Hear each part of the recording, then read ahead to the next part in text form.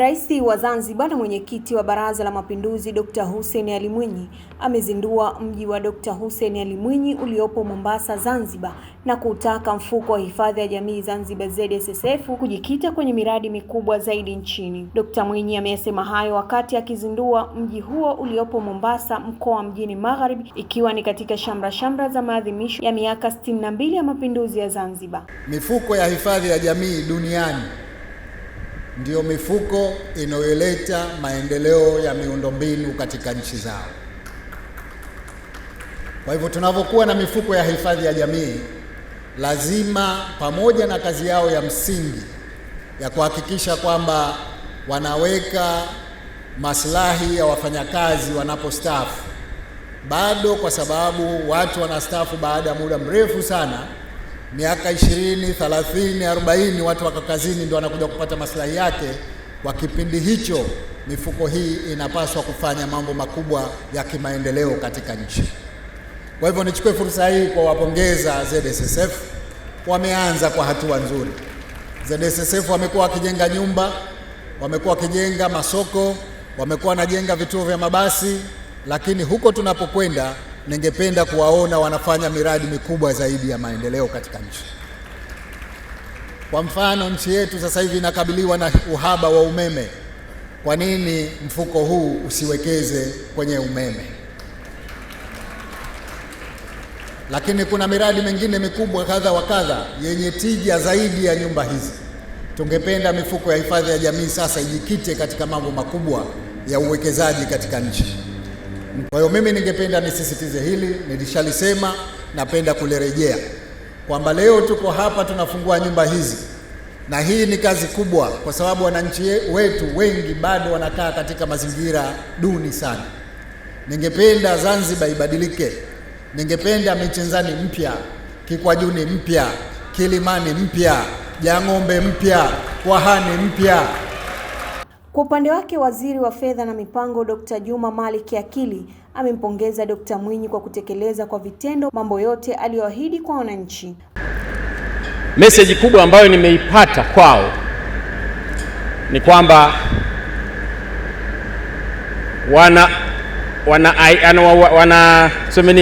correlate, wanaoanisha kauli zako na vitendo vyako. Wanasema kuna wale wana falsafa wanasema kuna direct relationship kwa yale unayoyazungumza na kuyaahidi, lakini kuyatekeleza. Maana mheshimiwa, wengi huahidi sana tu maneno mazuri, lakini shida inakuwa kwenye utekelezaji. Wewe mheshimiwa, salamu za kwanza ni kukupongeza kwa uwezo wako uliouonyesha katika kutekeleza yale unayoyaahidi.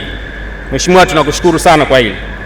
Hizi tumeshaziuza nyingi. Mfano, nyumba za vyumba viwili zile za milioni 76 na milioni 90 zote zimeshauzwa 100%.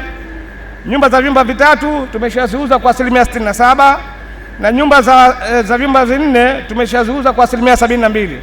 Kwa hiyo average kama 87% nyumba hizi tayari zimeshauzwa. Taarifu ni wananchi wa kuwa wanunuzi ambao hawafahamu kwamba mtu yote ambaye aliyenunua nyumba hizi au atakayenunua nyumba hizi, basi wewe ulimchangia gharama za kununua kwa kuondoa VAT. Akitoa taarifa ya kitaalamu ya mradi huo, Katibu Mkuu Wizara ya Fedha na Mipango Dr. Rahma Salim Mahfudh amesema mradi huo umegharimu shilingi bilioni 34 ukiwa na majengo 14 yenye ghorofa 5, kila moja yakiwa na nyumba 276 za kisasa, na umejengwa na kampuni ya CRGA ya China.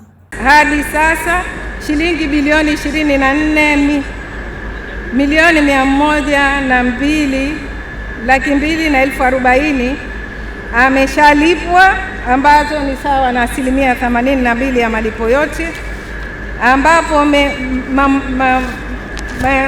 ujenzi unaendelea kwa awamu tofauti kwa mujibu wa mkataba. Mheshimiwa Rais, ujenzi huu unajumuisha majengo 14 ambapo kila jengo lina ghorofa 5, kila ghorofa ina nyumba 4, na hivyo kufanya jumla ya nyumba kuwa 276.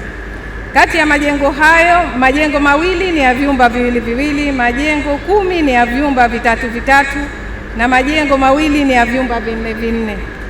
Eneo lina visima vitatu vikubwa vya maji safi na salama, hozi la kuhifadhia maji lenye uwezo wa kuhifadhi lita 450,000 na pia kuna tangi kubwa lenye uwezo wa kuhifadhi maji lita 250,000.